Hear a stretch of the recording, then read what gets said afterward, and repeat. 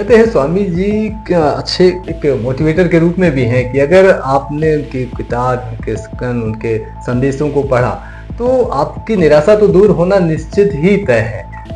Swami ji motivator के साथ साथ समय सूचकता स्वामी जी के जीवन की सबसे बड़ी उपलब्धि है। मैं बड़ी विनम्रता के साथ कहना चाहूंगा कि हिंदुस्तान ने आजादी के बाद तरक्की तो बहुत हासिल की, लेकिन कहीं ना कहीं चारित्रिक रूप से हिंदुस्तान का पतन होता दिख रहा है, रोज के हम अखबार पढ़े तो। इसलिए आज के यूथ में सबसे पहली आवश्यकता कोई है तो चरित्र निर्माण की आवश्यकता है। और स्वामी जी का केवल एक उदाहरण मैं आपको बताता हूं। स्वामी जी शिकागो धर्म परिषद में मंच पर से अपना संभाषण करके उतरे। एक खूबसूरत नौयौवना स्वामी जी के पास गई, स्वामी जी से हाथ जोड़ करके कहा, स्वामी जी मैं आपसे विवाह करना चाहती हूँ। स्वामी जी ने कहा कि मैं तो ब्रह्मचारी हूं, मैं विवाह नहीं कर सकता करके। तो उसने कहा कि इसके आप तो विश्व के भविष्य से खिलवाड़ कर रहे हैं। स्वामी जी ने कहा कि मैंने आपसे विवाह नहीं किया तो विश्व के भविष्य से खिलवाड़ कैसे होगा। तो उन्होंने कहा कि अगर आपका और मेरा विवाह हो जाता है तो होने वाला बच्चा आपके जैसा बुद्धिमान और मेरे जैसा सुंदर होगा करके, इसलिए विश्व को एक नई चेतना पैदा करने वाला व्यक्ति मिलेगा करके। स्वामी जी ने कहा कि ऐसा करो, मुझे ही अपना बेटा बनाइए।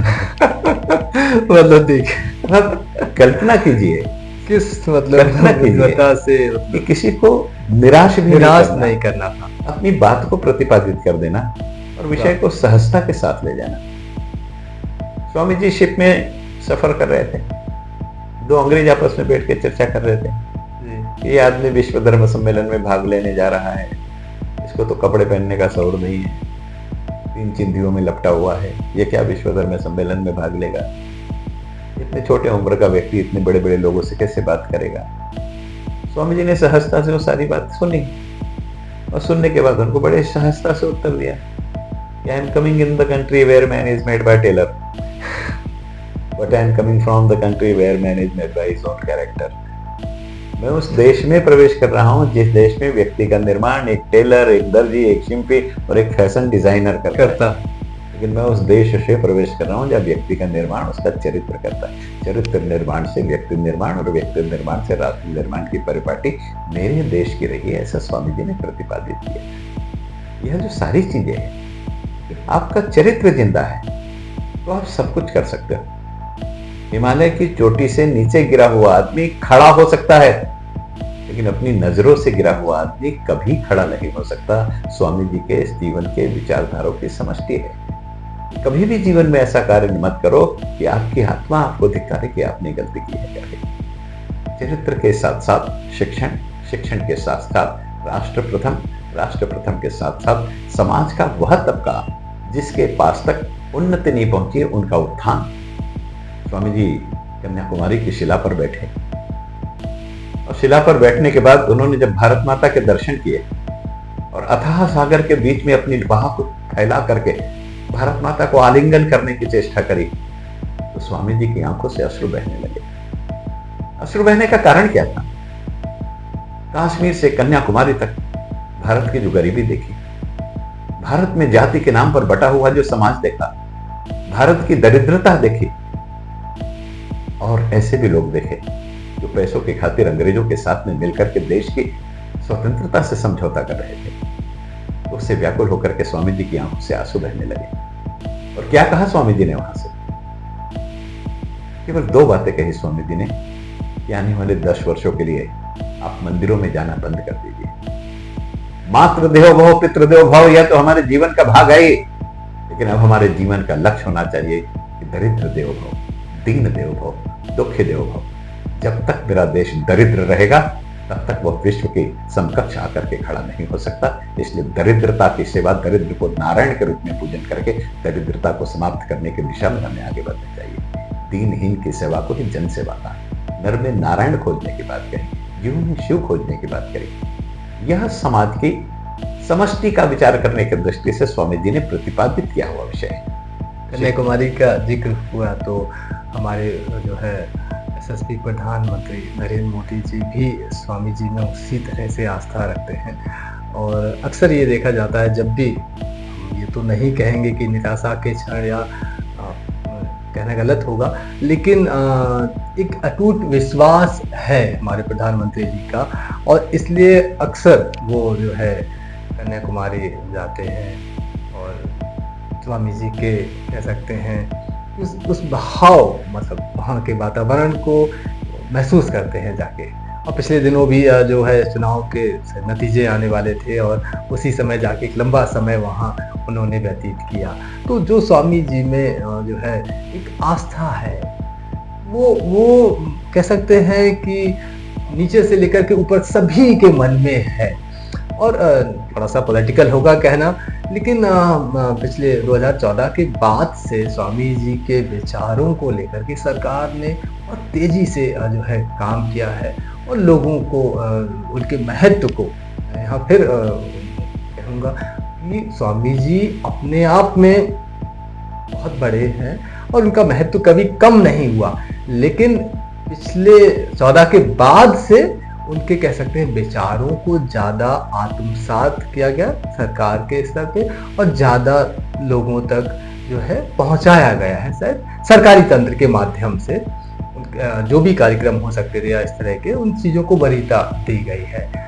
इसमें स्वामी जी ने एक बात हमेशा कही कि हमारी वैदिक संस्कृति, वैदिक सभ्यता और वेद, इसमें जो कुछ लिखा हुआ है वो सहजता से लोगों तक पहुंचना चाहिए। भारतीय ज्ञान परंपरा जो है इसका प्रचार प्रसार विश्व स्तर पर होना चाहिए, इसलिए मैं यहाँ आया हूँ। शायद उन्हीं के विचारों को सरकार आगे बढ़ा। देखेंगे, अगर मैं उसको बहुत सामान्य तौर पर देखने की बात करूं तो बड़ा विचित्र सा लगता है कि भगवान श्री रामचंद्र जी के गुरु वशिष्ठ के भाई अगस्त, अब अगस्त को जापान में आप जानते हैं क्या नाम से जाना जाता है? अगस्त ऋषि को जापान में बैटरी बॉय कहते हैं, और बताया जाता है कि अगस्त मुनि वह थे जिन्होंने पहले बार एनर्जी कैसे बनती है ये रिसर्च में बताया, और एनर्जी स्टोर कैसे की जाती है। बैटरी यानी एनर्जी का स्टोरेज। तो एनर्जी का उत्पादन और एनर्जी का स्टोरेज जिसको विश्व ने सबसे पहले बताया वो अगस्त ऋषि थे। कॉपर प्लेटिंग कैसे होती है, सिल्वर प्लेटिंग कैसे होती है, ये अगस्त ऋषि ने बताया। जापान इस चीज को दे रहा है, बैटरी बॉय के नाम से जानता है, और अगस्त ऋषि को लेकिन भारत में नहीं उस तरह से नहीं। हम एक अंग्रेजी राजा अगस्त के नाम से महीना अगस्त मानते हैं, लेकिन हमारे अगस्त की तरफ ध्यान ही नहीं है। ध्यान नहीं है। जिस भारद्वाज ऋषि ने विमानों की संरचना पढ़ी, वैमानिक विज्ञान नाम से पुस्तक लिखी, भारद्वाज ऋषि के बारे में हम नहीं जानते, उसको पाखंड और आडंबर की श्रेणी में गिनते हैं। अब कल्पना कीजिए कि भारत का जो पुरातन ज्ञान है, उस पुरातन ज्ञान को स्थापित करने के लिए स्वामी जी ने पूरी चेष्टा करी। स्वामी जी बहुत सुलझे हुए थे। स्वामी जी बड़ी सहजता से कहते थे कि भारत का अध्यात्म और पश्चिम का विज्ञान, ये दोनों का एकत्रीकरण जब विश्व में हो जाएगा तो विश्व का समग्र उत्थान होगा, और विश्व के समग्र उत्थान से भारत का अध्यात्म उसमें जुड़ा रहेगा। तो ये विज्ञान अहिंसक नहीं होगा, हिंसक नहीं होगा, ये अहिंसक के रूप में इस समस्त सृष्टि के काम आएगा।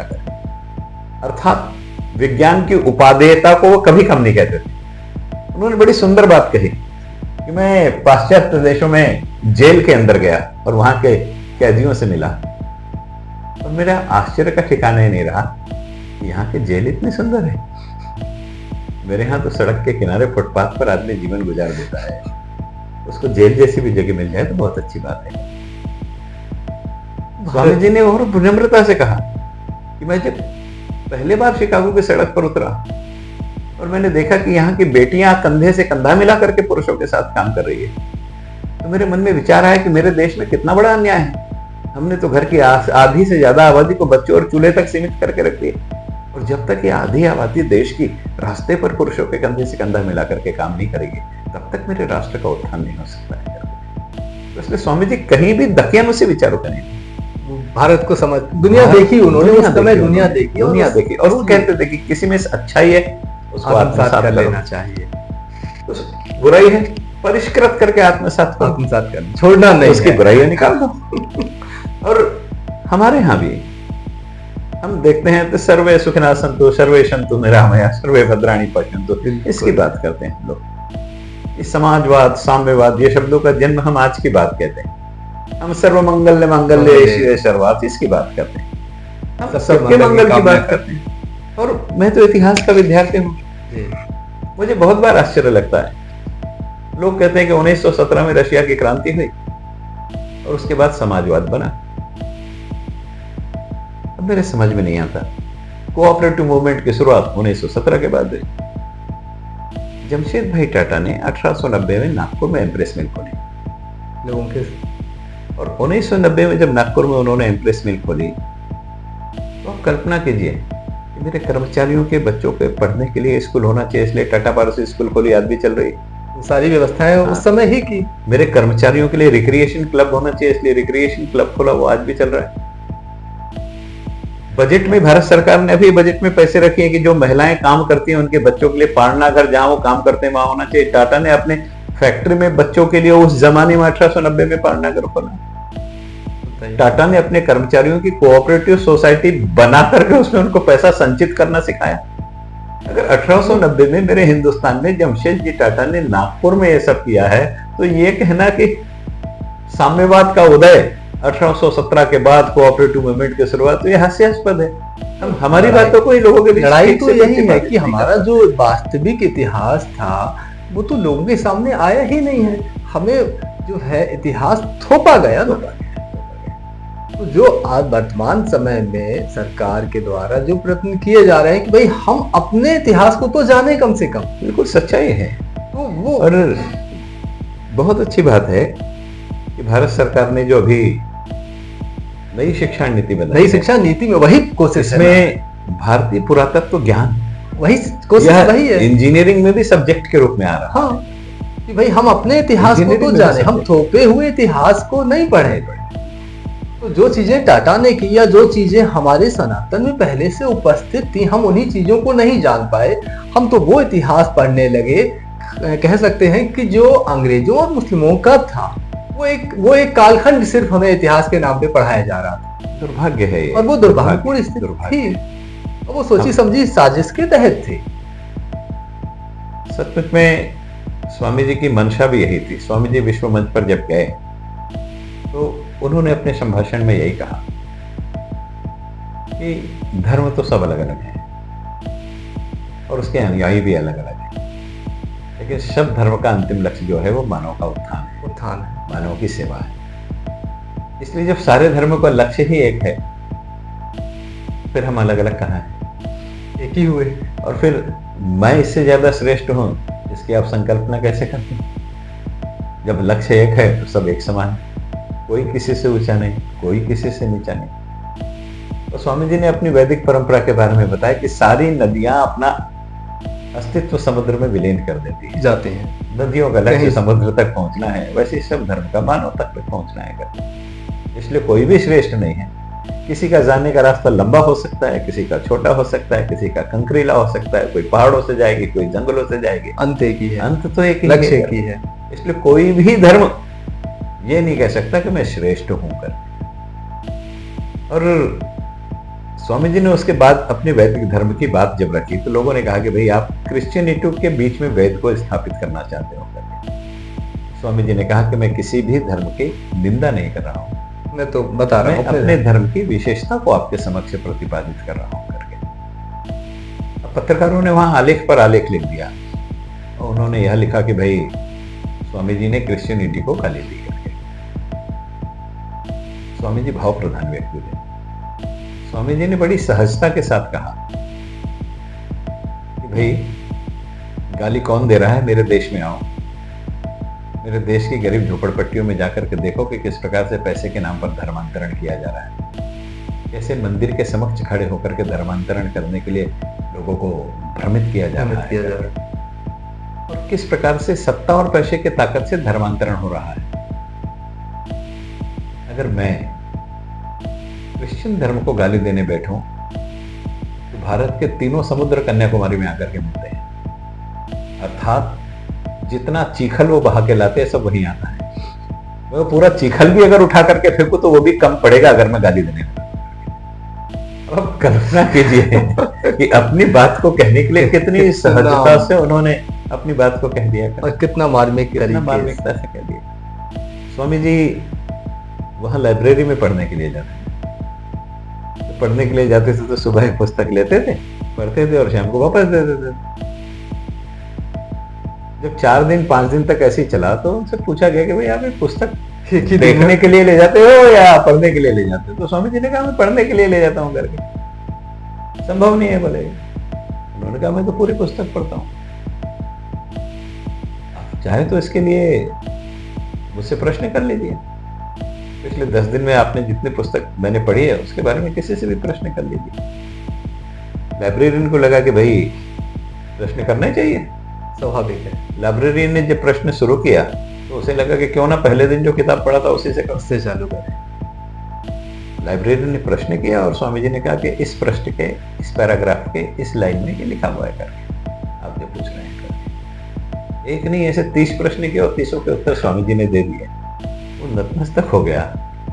स्वामी जी, कल्पना कीजिए कि हम एक पाठ ही कहते हैं कि एक बार पढ़ने में ही आत्मसात कर लेता है करके। वो बुद्धि स्वामी विवेकानंद जी में थी और यह कुशाग्र बुद्धि।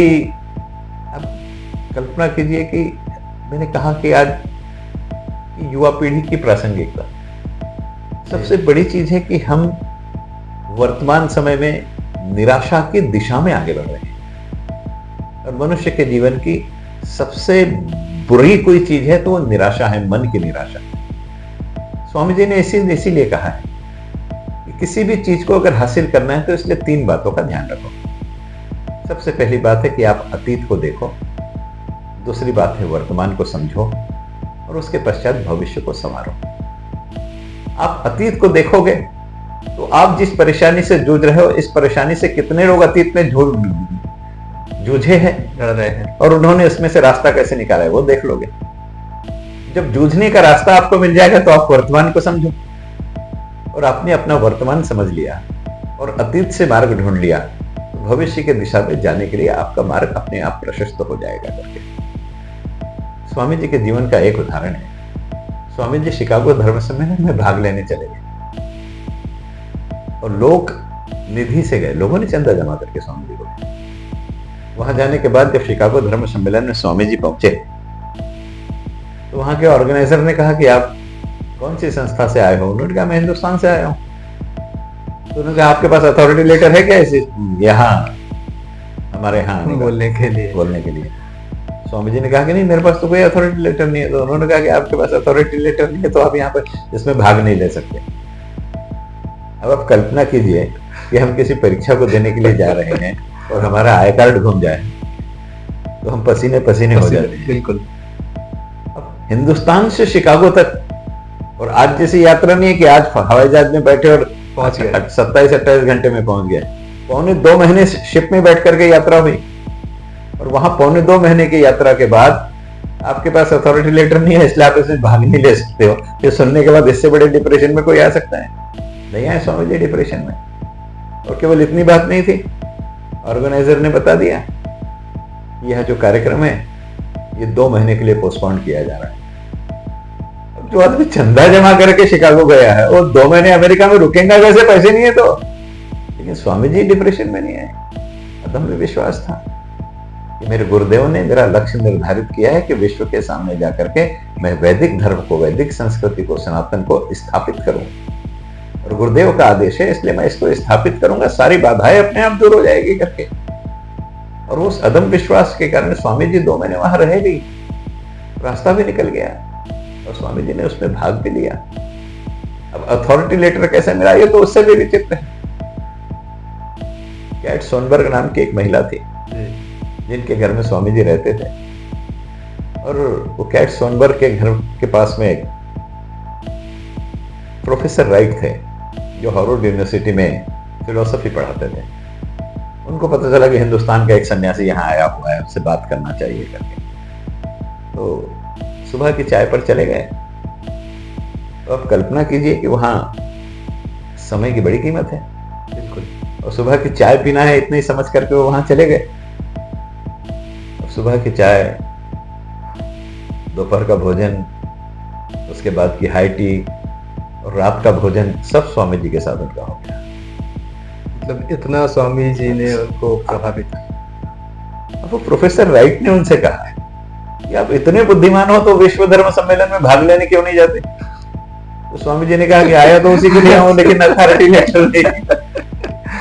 तो प्रोफेसर राइट ने ऑर्गेनाइजेशन कमेटी के चेयरमैन को पत्र लिखा और वो पत्र अथॉरिटी लेटर बना और उस अथॉरिटी लेटर के आधार पर स्वामी जी ने वहां भाग लिया। जहां चाहा वहां रहा। जहां चाहा वहां रहा। इसलिए जीवन में अपना लक्ष्य निर्धारित करो, लक्ष्य के प्रति पवित्रता रखो और अपने लक्ष्य को हासिल करने के लिए जो कुछ कर सकते हो सब कुछ करो। निराशा को जीवन से निकाल दो। जीवन में आशा है, आशा की किरण ही जीवन में लक्ष्य प्राप्ति के लिए हमें अभिप्रेरित करती है। ये स्वामी जी ने अपने जीवन के एक उस क्षण से, शायद उससे ज्यादा संकट का क्षण कुछ भी दूसरा नहीं हो सकता, उससे स्वामी जी ने प्रतिपादित किया। नौजवानों ने स्वामी जी के जीवन चरित्र में से इन सारी चीजों को आत्मसात करना चाहिए और लक्ष्य की प्राप्ति हमारा परम उद्देश्य है और लक्ष्य की प्राप्ति के लिए हमारा मार्ग पवित्र होना चाहिए। हम किसी कुसंग के माध्यम से, कुमार्ग के माध्यम से लक्ष्य को प्राप्त ना करें। मैं ये शब्द का इसलिए उपयोग कर रहा हूं कि हम लोग रोज अखबारों में पढ़ते हैं कि यहाँ पेपर लीक हो गया, वहां पेपर लीक हो गई, यहाँ के परीक्षा ऐसे हो गई। इसलिए कुमार्ग से कुछ भी हासिल मत करो। जीवन में आप कुमार्ग पर चले और एक कलंक लग गया, मैंने पहले ही कहा है कि हिमालय की चोटी से नीचे गिरा हुआ आदमी उठ करके खड़ा हो सकता है, लेकिन स्वयं की नजरों से गिरा हुआ आदमी जिंदगी में कभी खड़ा नहीं हो सकता। यही स्वामी विवेकानंद जी के जीवन के चरित्र के आधार पर लक्ष्य की पूर्ति करना, यही जीवन का लक्ष्य आप बनाइए। आप जीवन में कभी निराश नहीं होंगे, ऐसा मुझे पूर्ण विश्वास है। कुछ स्वामी जी का 12 जनवरी है युवाओं के लिए कुछ ऐसा जो है संकलन, कुछ ऐसा लेखन जो आप उनको रिकमेंड करना चाहें युवाओं को, अगर स्वामी जी को जानना है उनके बारे में, उनके विचारों को, तो कुछ ऐसा कोई पुस्तक जिसे युवा पढ़ सके। स्वामी जी ने बड़ी सुंदर बात कही है कि नौजवान कैसा होता है। बड़े सुंदर शब्द में कहा है कि नौजवान वह है जिसका शरीर लोहे का बना हुआ। आप कल्पना कीजिए, लोहे में जंग लगता है, लेकिन स्वामी जी ने कहा कि शरीर लोहे जैसा हो। इसलिए स्वामी जी ने लोहे का शब्द का उपयोग नहीं किया। स्वामी जी ने उल्लेख किया कि उसका शरीर वज्र जैसा होना चाहिए। वज्र क्या होता है? दधीचि ऋषि ने अपनी हड्डियां दान दी थी एक राक्षस का वध करने के लिए, और इंद्र ने उसे वज्र बना करके वध किया था। और हड्डियां जो होती है, आप देखेंगे हजारों वर्षों के बाद भी आपको अंदर कंकाल मिल जाए। इसलिए शरीर ऐसा होना चाहिए जो गले नहीं, सड़े नहीं। तो नौजवान कौन? जिसका शरीर न गलेगा न सड़ेगा, ऐसा नौजवान का शरीर होना चाहिए। नौजवान की धमनियां कैसी हो? नौजवान की धमनियां इस्पात की जैसी मजबूत हो। इस्पात में जंग नहीं लगता। वो कहीं से भी आज की पीढ़ी के अनुरूप जगह जगह ब्लॉकेज हो रहे हैं, इसकी जिसमें किसी प्रकार की कोई भी व्यवस्था ना हो। इसलिए नसें इस्पात जैसी होनी चाहिए। और रक्त कैसा हो? रक्त ये पिघलते हुए लोहे की जैसे उष्ण होना चाहिए। और अगर मुझे ऐसे 10 नौजवान मिल जाए तो मैं पूरे हिंदुस्तान का भविष्य बदल करके रख दूंगा। इस स्वामी जी ने उस समय कहा, 1902 में। अब आप कल्पना कीजिए कि स्वामी जी ने जब ये बात कही तो स्वामी जी ने इस राष्ट्र के नौजवानों को लेकर के जो संकल्पना रखी होगी, क्या संकल्पना रखी? उसी समय स्वामी जी से पूछा गया कि आपका देश कब आजाद होगा? तो स्वामी जी ने कहा कि मेरा देश आजाद आने वाले 10 वर्षों में हो जाएगा। स्वामी जी से पत्रकार ने पूछा कि आप कैसे कह सकते कि आपका देश आजाद हो जाएगा? तो स्वामी जी ने कहा कि मेरे देश के हर गली में, हर कूचे में, हर चौराहे पर, हर नौजवानों के मुंह पर एक ही गीत गुनगुना रहा है कि सरफरोशी की तमन्ना अब हमारे दिल में है, देख लेंगे दम ये कितना बाजबे कातिल में है, इसलिए अब मेरा देश गुलाम नहीं रह सकता। नौजवानों की शक्ति के प्रति ये आकर्षण स्वामी जी ने, ये विश्वास स्वामी जी ने व्यक्त किया। और आप कल्पना कीजिए, वो नौजवान जिनके होठों पर ये गीत गुनगुना रहे हैं, उसके आधार पर मेरा देश स्वतंत्र हो जाएगा, स्वामी जी ने सोचा था। आज भी राष्ट्र के प्रति संवेदना को व्यक्त करने के लिए स्वामी जी के जीवन चरित्र को पढ़ना आपके लिए नितांत आवश्यक है। मैं आपसे निवेदन करूंगा कि आपके पड़ोस में जहां भी रामकृष्ण मठ है, रामकृष्ण मठ में जाइए। आज के नौजवान जो हैं वो सोशल मीडिया पर बहुत ज्यादा विश्वास रखते हैं, इसलिए गूगल बाबा ने जो बताया वही उनके लिए अंतिम सत्य होता है। मैं किसी वर्तमान विज्ञान की अवहेलना नहीं करना चाहता, लेकिन गूगल के द्वारा बताई गई हर बात सत्य होती है, मैं इसको भी प्रतिपादित नहीं करना चाहता। मैं इस बात को स्वीकृत करना चाहता हूं कि मैं इस वेन्यू पर अगर आया हूं तो गूगल की मदद से ही आया हूं, लेकिन इसके बावजूद गूगल ही परम सत्य है ऐसा नहीं है। तो गूगल इस बात को कहता भी है। इसलिए मैं आपसे निवेदन करना चाहता हूं कि आप स्वामी जी के जीवन की पाठ्य पुस्तक पढ़ें। हमारे जमाने में हम लोग किताबें बहुत पढ़ते थे, हमारे जमाने में कहानी की किताबें भी, नॉवेल बहुत हुआ करती थी, उसको भी हम लोग पढ़ते थे। आज धीरे धीरे धीरे धीरे धीरे धीरे इलेक्ट्रॉनिक मीडिया के कारण लोगों ने सारा का सारा टैबलेट के ऊपर में पढ़ना चालू कर दिया। आजकल लर्निंग भी ई लर्निंग के नाम पर शुरू होगी, परीक्षाएं भी ई परीक्षाएं के नाम पर शुरू हो गई, इसलिए पाठ्य पुस्तकें पढ़ना लोगों ने कम कर दिया है।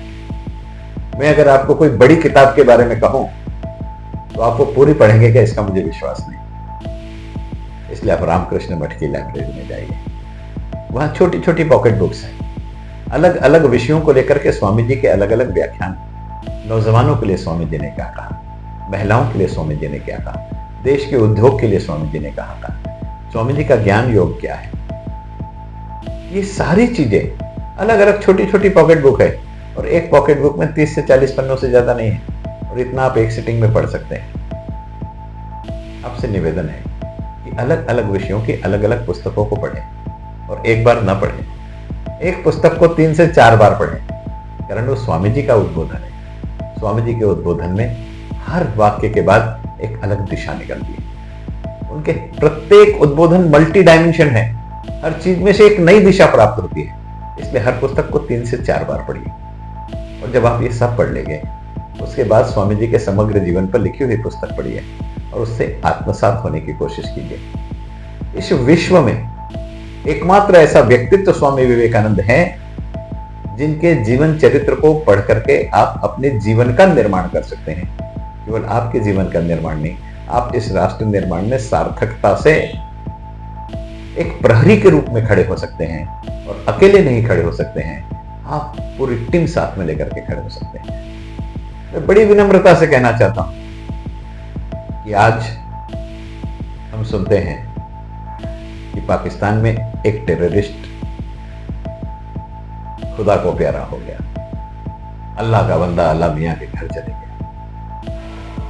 और अब हिंदुस्तान में सोचते हैं कैसे हुआ। पाकिस्तानी कहता है कि यह हिंदुस्तान ने किया, ट्रूडो कहता है यह हिंदुस्तान ने किया, अमेरिका कहता है यह हिंदुस्तान ने किया। अब नरेंद्र मोदी का तो नाम ही नरेंद्र है, इसलिए वो तो ये सब करेंगे नहीं, तो ये कर कौन रहा है?